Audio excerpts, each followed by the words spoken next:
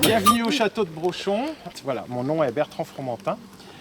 Alors, la visite va se dérouler en deux temps. D'abord, une visite du parc où je vais vous expliquer quelques éléments et la constitution de la propriété par la famille Liégeard.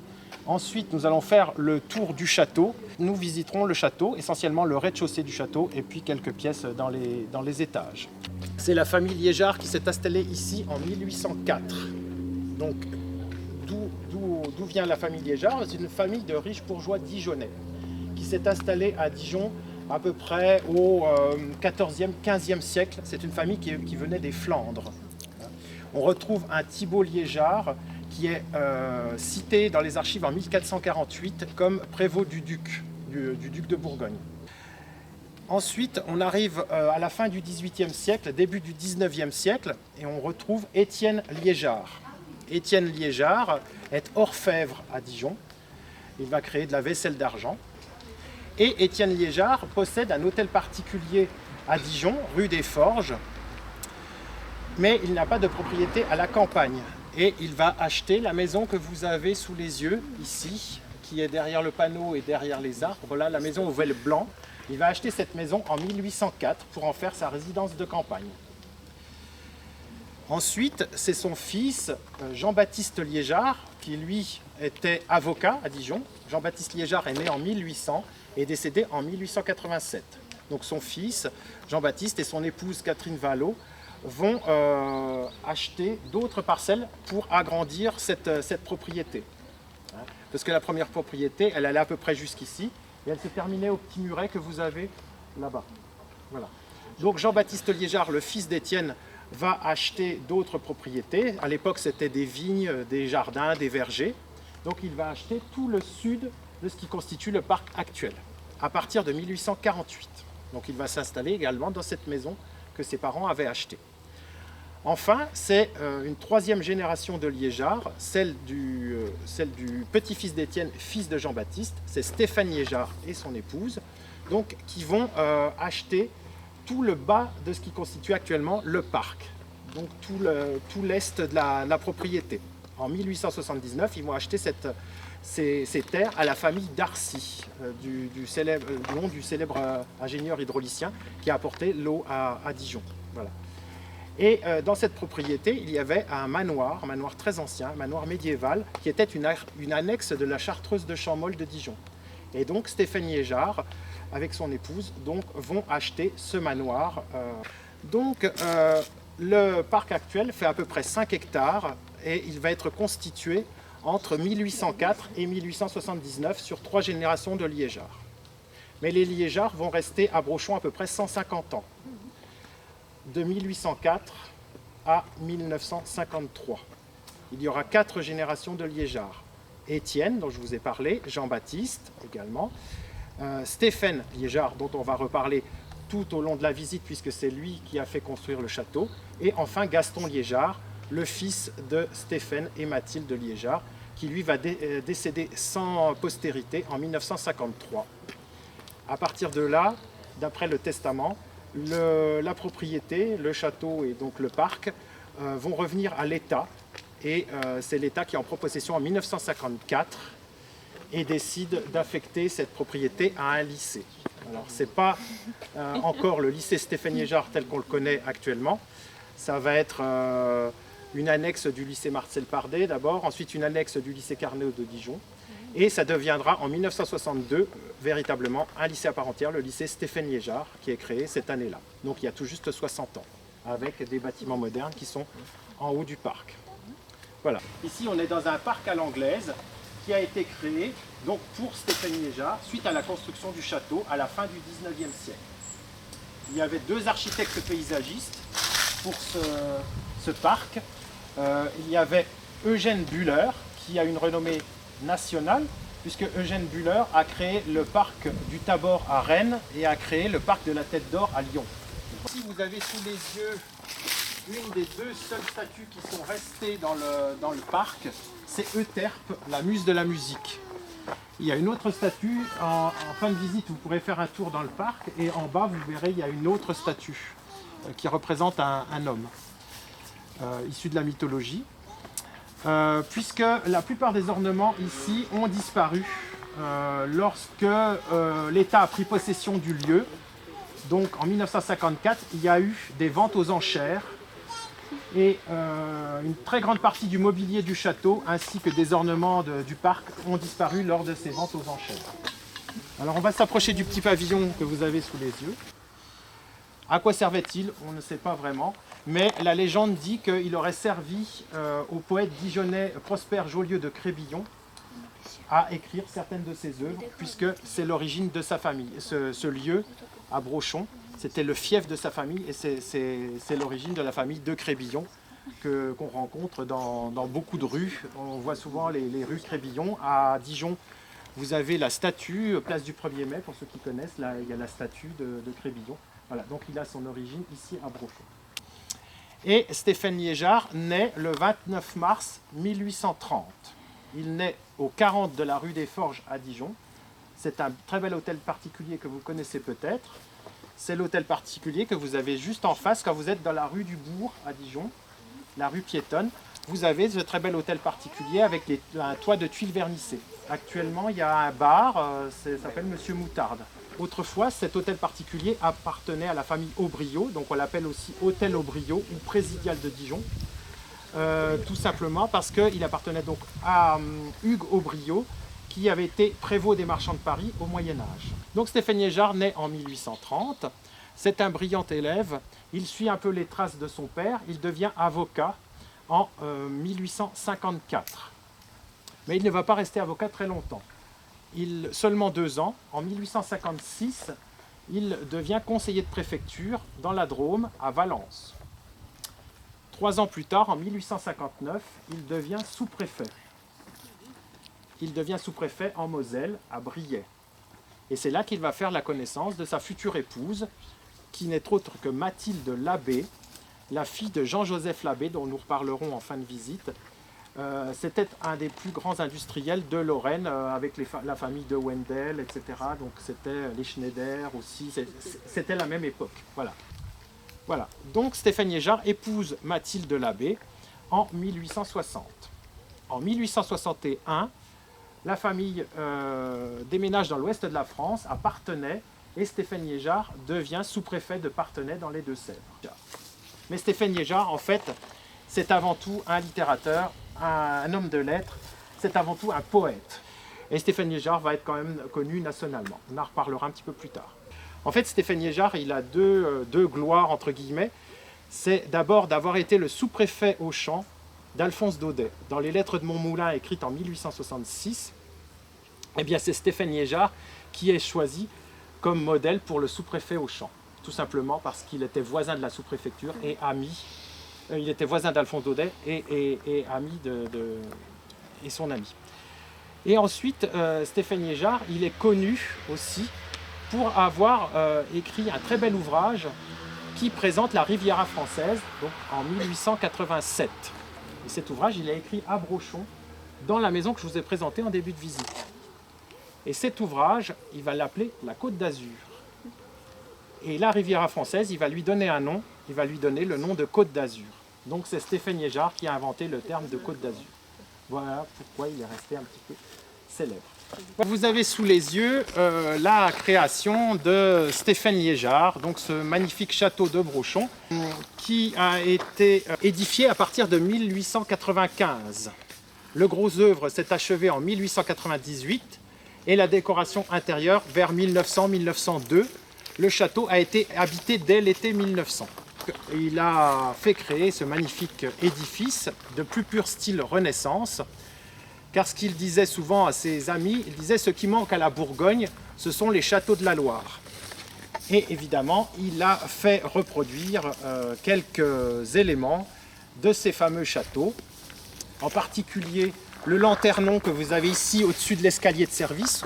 Vous avez également une série d'arcades ici qui rappellent un petit peu la galerie des loges à Blois, mais qui rappellent aussi les arcs sur le Cher du château de Chenonceau. De l'autre côté, sur la façade est, vous allez voir 2 tourelles d'angle, 2 échauguettes, qui rappellent très bien la façade, enfin une des façades du château d'Azel-Rideau. Alors, il y a eu 2 architectes pour ce château. C'était 2 élèves de Viollet-le-Duc. Il y en avait un qui s'appelait Louis Perrault, qui est le plus connu. Il a fait pas mal de réalisations à Dijon, notamment l'hôtel des Postes, place Grangier, en 1908. Et puis l'autre architecte, c'était Albert Leprince. Mais voilà, ils ont travaillé tous les deux. Grâce au chantier du château, parce qu'il y avait plus de 2000 ouvriers qui ont travaillé ici, eh bien, on a pu reconstituer le vignoble de Brochon et des alentours. Donc la pierre, c'est de la pierre locale, hein. Tout est local sauf l'ardoise. La pierre, elle vient essentiellement des carrières de Brochon, des carrières de Chambol-Musigny et des carrières de Dijon. Vous avez aussi à remarquer donc la frise en zinc qui est au fait du toit. Vous pouvez aussi remarquer les cheminées qui sont monumentales. Et puis le corps de bâtiment central est très bien orné. Vous voyez qu'à chaque étage, il y a des décors différents. Au centre, enfin au rez-de-chaussée, vous avez un très beau vase en pierre rose.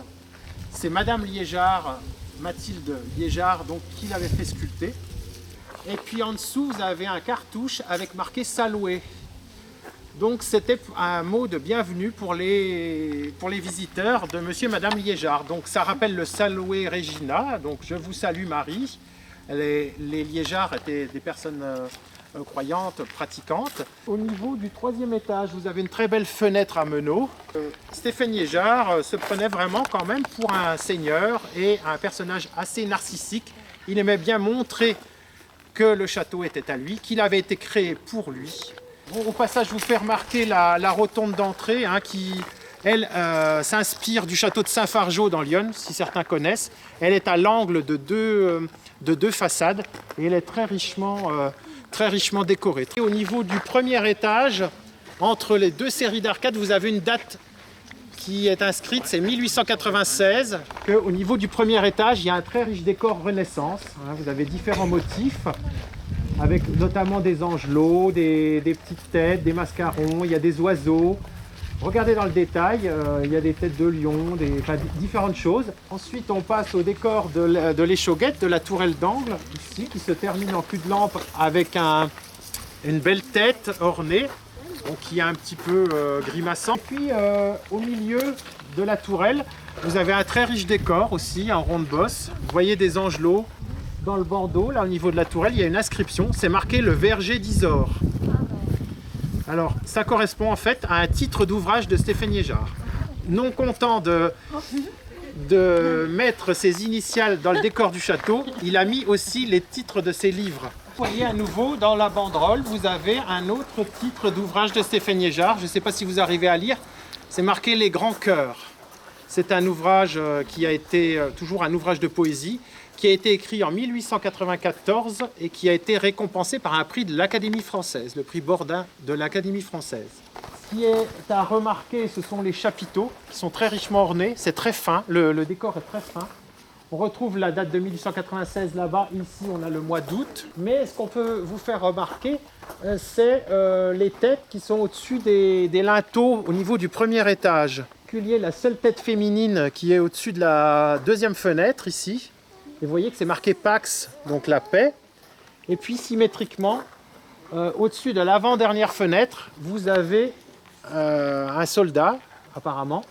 Il a un casque au-dessus de la tête et c'est marqué la guerre. Alors voici le dernier titre des ouvrages de Stéphane Liégeard présents sur la façade du château. Donc dans la banderole entre les deux petits personnages, vous voyez peut-être Côte. La Côte d'Azur, exactement. Donc c'est l'ouvrage le plus célèbre de Stéphane Liégeard. Donc, alors c'est pas de la poésie, c'est vraiment de la description de paysages. Stéphane Liégeard a écrit ce livre ici à Brochon en 1887 et il a été publié en 1888. La Côte d'Azur, c'est cette corniche merveilleuse qui s'étend de Marseille à Gênes. Monsieur Stéphane Liégeard l'habite au milieu des fleurs, il l'aime et la fait aimer. Il ne la décrit pas, il la chante. Sa prose est la sœur des vers. Son style est coloré, comme les beaux lieux dont il peint l'azur. Ce qui n'empêche pas ses portraits d'être très ressemblants et ses récits très exacts. Ce livre aimable est l'œuvre d'un poète et d'un historien qui, se complétant l'un et l'autre, font fort bon ménage. Et on pense que là, ça aurait été pour... Enfin, le sculpteur et le propriétaire auraient voulu rappeler la présence des Chartreux qui donc avaient une possession ici en contrebas.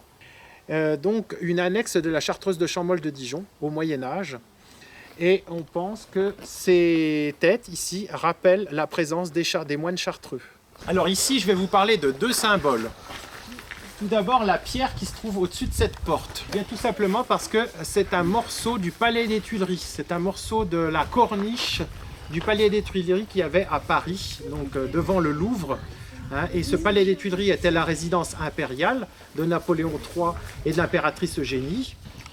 Donc un des contemporains de Stéphane Liégeard dit « Dans cette nuit, on aperçoit vaguement une ruine qu'un lierre cherche à voiler et à poétiser. Cette nuit, c'est la défaite de 1870. Cette ruine, c'est l'Empire. Et ce lierre, c'est Stéphane Liégeard. » Et Napoléon III va lui écrire dans une lettre, dans une réponse en 1872, « Mon cher monsieur Liégeard, j'ai été touché par votre dévouement, dont j'apprécie toute la sincérité et tout le patriotisme. Les vœux que vous formez partent d'une foi si vive qu'ils font naître en moi des espérances que les événements du jour ébranlent souvent, mais ils sont du moins pour moi une véritable consolation. » Donc on retrouve cette fois Stéphane Liégeard, un peu en consolateur de l'empereur.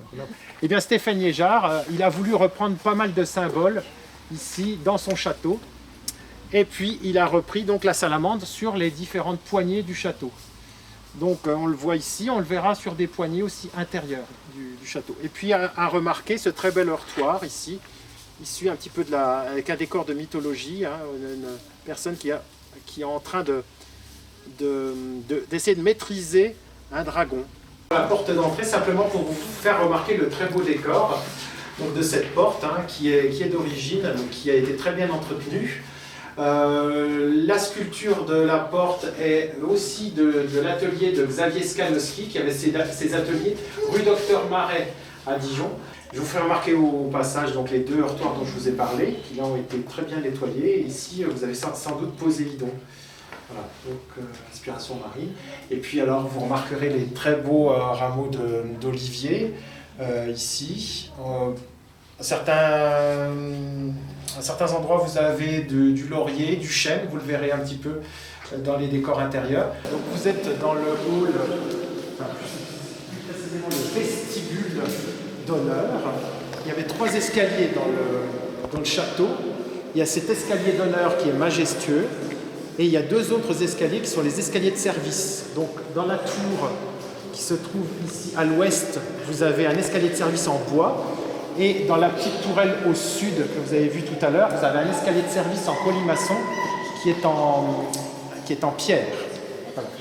Donc ici, vous retrouvez le style Renaissance, notamment au niveau du plafond. Vous avez un très beau plafond à caissons et fleurons tombants. Vous retrouvez les arches, les arcades, que l'on a vues dans le décor extérieur avec les arches qui présentent des vitraux, ici. Et puis vous retrouvez les différents symboles que vous avez vus à l'extérieur. Donc vous avez la coquille, vous retrouvez les têtes, en particulier les mascarons, les têtes de lion, ici. Donc autre symbole, c'est le symbole de la force, le roi des animaux. Stéphane Liégeard avait voulu faire représenter le lion. Donc ce magnifique lion qui amuse beaucoup les enfants, voilà, parce que c'est un lion grandeur nature, vous voyez, qui a été sculpté dans le marbre. Et donc c'était un petit peu pour accueillir les visiteurs qui arrivaient par là, pour les impressionner en fait. Et Stéphane Liégeard dit dans une des lettres, une fois que la sculpture a été réalisée, « Je suis très fier de ce lion qui va impressionner mes visiteurs ». On retrouve les références à l'antique, aussi au-dessus des différentes portes qui donnent accès au salon et à la salle à manger, avec les frontons à l'antique. Là, cette jeune personne s'appelle La Source. Donc c'est une sculpture en marbre de Carrare. Elle a été sculptée en 1900 et elle a été exposée à l'exposition universelle de 1900, donc qui avait lieu à Paris. Vous voyez que c'est le style, ici c'est un style différent, c'est le style Art Nouveau qui était en vogue à l'époque de la construction du château. Les vitraux sont assez richement décorés. Vous avez la devise de Stéphane Liégeard. Il est beau d'être grand et meilleur. Simplement, je vous mentionne ici le buste de Crébillon, buste ici, réalisé aussi par le sculpteur Paul Gasque, qui a fait cette statue. Ici, dans la bibliothèque du poète, dans la bibliothèque de Stéphane Liégeard, que vous avez ici. Voilà. Bon, ce buste n'est pas très élégant, vous verrez deux autres représentations du sous-préfet poète, qui était Stéphane Liégeard. Voilà. Ça, c'est un buste de Paul Gasque. Voilà. Donc ça, c'est une photographie d'époque. Alors, il reste très peu d'ouvrages de Stéphane Liégeard dans la bibliothèque, puisque ils ont été vendus en 1954, lorsque le château a été légué à l'État, avant qu'il ne devienne un lycée. Il a été légué par le dernier descendant de la famille, donc Gaston Liégeard, dont vous avez une photographie. Gaston Liégeard avait aussi une autre passion, c'était l'alpinisme. C'était un grand alpiniste et un grand photographe. Donc toutes les photos que vous avez, les reproductions de photos que vous avez qui sont exposées ici, c'est des photos de Gaston Liégeard. Stéphane Liégeard était docteur en droit. Et puis vous avez donc des photos d'alpinisme de Gaston Liégeard. Donc c'est un plafond qui a été réalisé par Achille Cesbron, qui était un peintre parisien, élève de Léon Bonnat. Alors on retrouve les grands auteurs français et étrangers aux quatre angles du plafond, mais également sur la corniche qui soutient ce plafond. Piron, qui ne fut rien, pas même académicien, comme dirait son épitaphe, resté célèbre. Et puis, aux quatre angles de la pièce, vous voyez que notre sous-préfet poète ne s'est pas oublié une fois de plus. Il a fait à nouveau mettre ses initiales au milieu des grands auteurs. De la collection Liégeard actuelle, ce qui a échappé aux enchères, c'est la collection photographique de Gaston Liégeard. Et on a à peu près 6000 plaques photos, plaques de verre photos qui sont restées. Et donc on a quasiment tous les voyages de Gaston Liégeard, donc, qui ont été en grande partie numérisés. Vous avez un marbre rouge qui est le porphyre, et vous avez plusieurs marbres verts, en particulier la serpentine. Alors vous retrouvez ici non pas un buste, mais un portrait peint de Stéphane Liégeard, donc un portrait qui date de 1899, pour la prochaine visite. Alors vous êtes ici dans la salle à manger du château. Vous voyez que c'est une pièce aussi vaste que le salon, voire un petit peu plus, tout simplement parce que M. Liégeard et son épouse recevaient beaucoup, et c'était un très bon vivant. Il a vécu très longtemps, mais il a toujours profité de la table et du bon vin. Stéphane Liégeard n'était pas en reste pour les déjeuners, les dîners. Et sa table n'avait rien à voir avec celle-ci, elle était beaucoup plus longue. En fait, à la table de Stéphane Liégeard, on pouvait accueillir jusqu'à 24 personnes. On retrouve un plafond peint, ici, par le même Achille Cesbron. Simplement, on n'a plus des décors antiques, mais on a des décors qui présentent les richesses de la Bourgogne, un petit peu. Puisque vous voyez que dans cette partie-là, on a un décor bachique qui montre les vignes, les treilles. Donc d'abord la récolte du raisin, puis la dégustation. Et vous voyez qu'au fond, il y a des angelots qui vont abuser un petit peu du bon vin. Ils sont complètement fatigués, ils sont un peu ivres. Il y en a un qui va dormir là-bas, à côté de la table, et vous voyez que les bouteilles ont été vidées. Et puis sur la cheminée qui est en marbre de Carrare, vous retrouvez les grappes de raisin. Voilà. Donc nous sommes ici dans la chambre de Stéphane Liégeard. On retrouve un décor assez riche, mais un petit peu plus austère. On retrouve le très beau plafond peint comme on avait avec un décor céleste qu'on a dans presque toutes les pièces. Ici, on retrouve les fleurs, parce que Stéphane Liégeard aimait aussi beaucoup les fleurs. Puis son épouse a dû le convaincre de mettre des fleurs au-dessus de ses portes. Très belle cheminée monumentale que vous avez sous les yeux, qui elle est en onyx. Vous voyez qu'il a quand même utilisé aussi des matériaux assez nobles qui n'étaient pas courants à l'époque. Alors bon, c'est un petit peu plus riche au niveau du décor du miroir, mais on retrouve toujours ces guirlandes de fleurs sculptées dans le bois. En fait, c'est une grande et vaste pièce qui servait essentiellement à Madame Liégeard. C'était son salon de peinture et son salon de musique, puisque Madame Liégeard était aussi férue de musique. Il y a un phonographe ici, on a retrouvé tous les disques. Et puis elle peignait aussi, Madame Liégeard. Elle peignait, elle brodait, enfin, elle était véritablement une artiste. Hein. Et donc elle a bénéficié de l'éclairage zénital ici avec cette très grande verrière pour s'adonner à la peinture.